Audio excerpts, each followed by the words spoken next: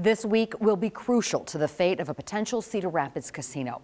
Right now, these are the 19 state-licensed commercial casinos operating in Iowa. Collectively, they are pushing the Iowa Racing Gaming Commission and even the Iowa legislature to block Cedar Rapids from joining this map. Gaming in Iowa is a multi-billion-dollar industry. That kind of money is bringing out intense scrutiny of what would happen with another casino.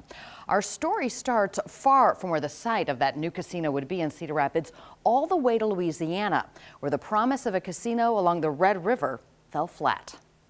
This casino property was supposed to bring an economic boost to Bossier City, Louisiana.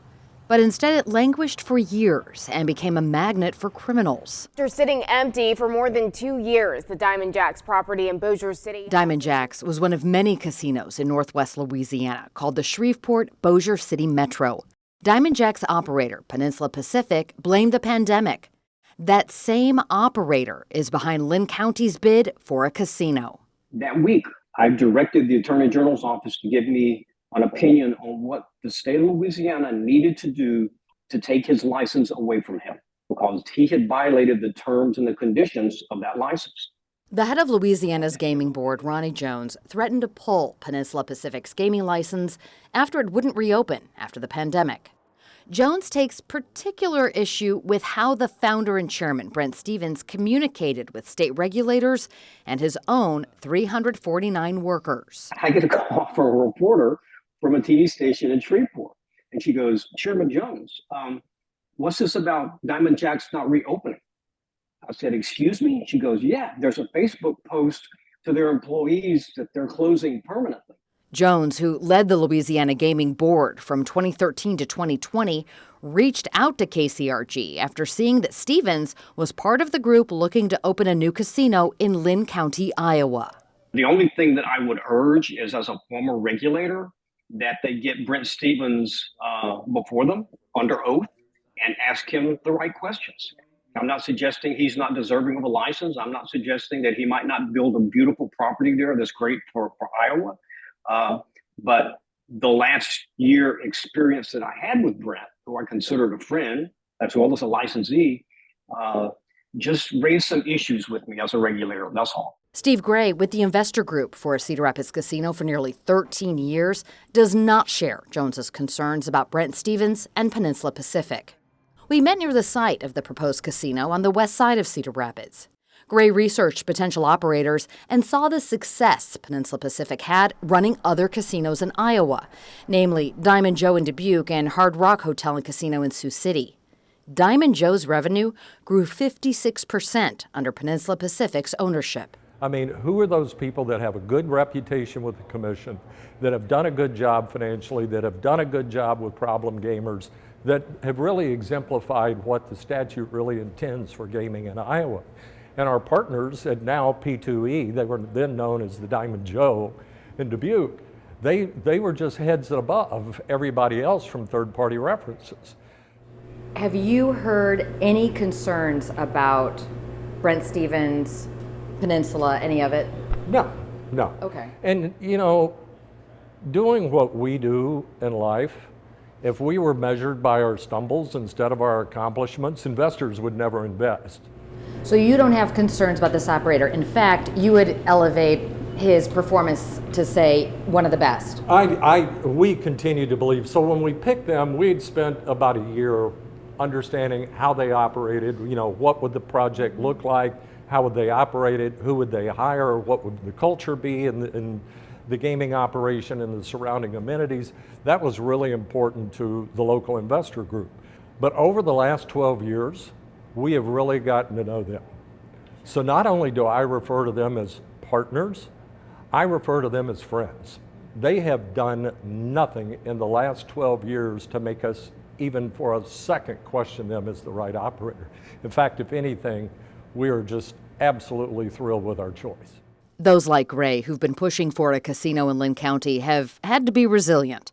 2 failed efforts to get a license from the Iowa Racing and Gaming Commission, state lawmakers passing a moratorium to pause any new casinos in Iowa, and now an organized effort by existing casinos to prevent any new competition. Once, twice, and yet again, an outside group is trying to get a casino in Cedar Rapids. I'm beginning to feel like General Custer felt at Little Bighorn. There are a lot of different arrows coming from a lot of different places, but this Iowans for Common Sense is unequivocally not a grassroots effort. It's 50% funded by Riverside, Elite Gaming, and the other 50% by other operators in the state. Now, one thing that I do want to make very clear is that not all of the other operators are participating in this. I mean, I happen to have friends that own casinos in the state, and they're not participating. So it's just a select few people that are financially contributing to this grassroots organization. Do you think those arrows and those who are shooting them toward this project are behaving above board? You know, we're all competitive. And, you know, Beth, my career over the last 40 years, I've competed with AT&T, US West, very dominant providers with huge balance sheets. And by and large, we've done pretty well. But we've never stooped morally, ethically. We've never even gotten into a gray area, no pun intended. I mean, we've tried to conduct ourselves above board. We don't have the water park that we were promised. That water park reference is from 2013. That's when Linn County voters were deciding if they would support gaming. And the president of Riverside Casino and Golf Resort, Dan Keel, promised to build a water park if people in Cedar Rapids voted no. The county voted yes, so no water park, even though the community still doesn't have a casino. Now Keel is trying again to prevent competition from encroaching on his property in Washington County. He employs about 700 people, and his revenues at Riverside have grown 43.5% in 5 years, with gaming revenue reaching $129 million in fiscal year 2024. We are opposed to the Cedar Rapids Casino license because cannibalization in a saturated market will significantly hurt our Iowa company. Steve Gray and other supporters of Cedar Crossing say Keel is pulling every lever available to stop a casino, from claiming the Linn County ballot language from 2021 is not clear enough to allow a casino, to urging lawmakers to again extend a moratorium to ban any new licenses. And Gray says Keel is the main driver of a campaign called Iowans for Common Sense. It's running commercials and gathering signatures to oppose any new casinos, especially one in Cedar Rapids. And now with this petition that was put forward as a grassroots organization, and then when we saw this email and how it's being organized by the Iowa Gaming Association and pushed out to all the other operators and asking for their financial participation, that's just not right. Gray provided this copy of what he says is an email from the Iowa Gaming Association, a trade organization supporting the state's existing 19 commercial casinos. And based on the email, is urging the state's casinos to join Riverside in stopping Cedar Crossing before it starts. Back in Louisiana, the place where Diamond Jack's once sat empty is transforming. The first land-based casino in Shreveport-Bossier just reached another milestone. The slot machines are finally rolling onto the gaming floor. The new casino with the new owner opens later this year, bringing back hundreds of jobs and investing $270 million to build the new casino. Diamond Jack's serves as a worst-case scenario of what can happen if a casino goes bust, exactly what Iowa regulators want to avoid. And while the Shreveport-Bossier City market has a population of about 100,000 more people than the Cedar Rapids metro, that region alone has 6 casinos. Cedar Rapids is hoping for 1. And those behind the project are sure they have the right plan with the right operator. The only question is if it's the right time. This is round 3. To your question, will there be a round 4 or round 5? Probably. But, you know, we're all doing this because of what we think could be very beneficial to our home county and our hometown. What one casino backer calls cannibalization, another calls competition.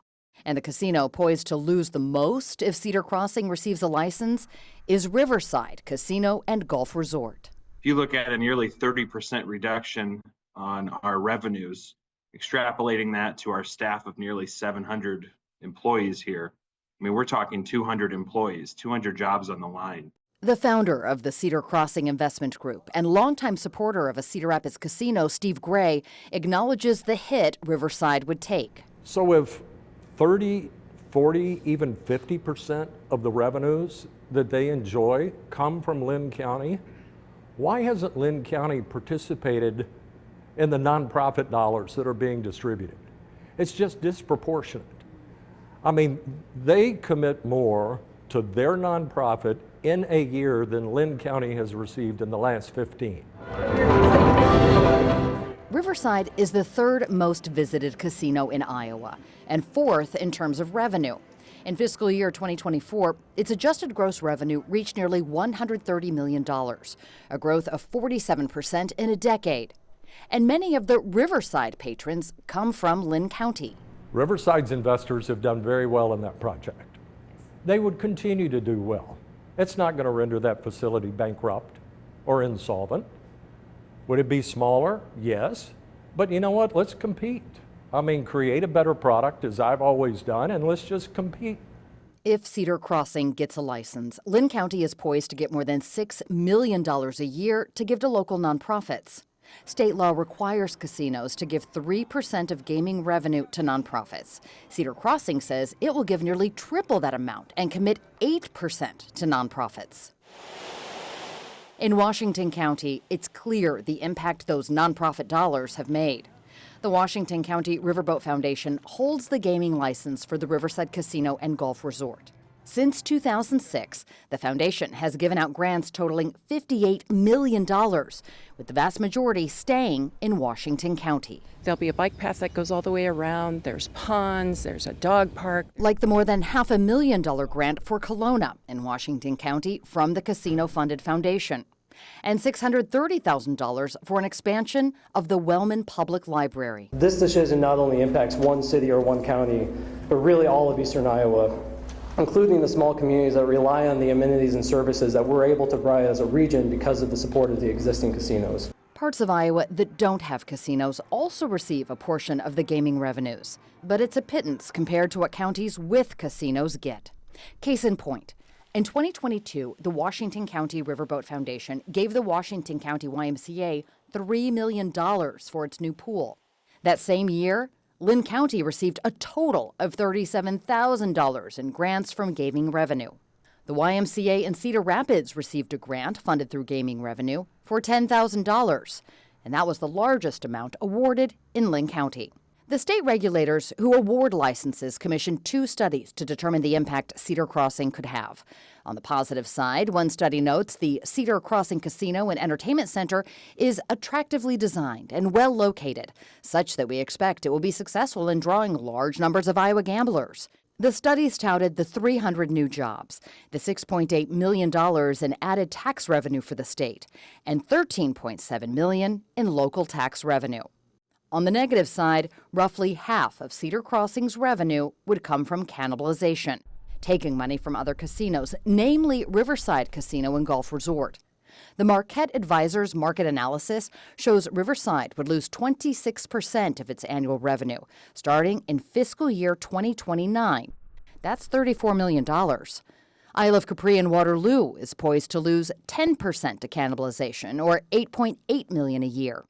And the tribal casino Meskwaki in Tama would lose 11%, or $14.1 million. If Cedar Crossing were to go through, we're talking $1.32 million on an annual basis from our commitment to the Riverboat Foundation that would be evaporated. The money that gaming pumps into the economy, the government and nonprofits, is why those outside Linn County want to stop a casino as much as those within it want to have one.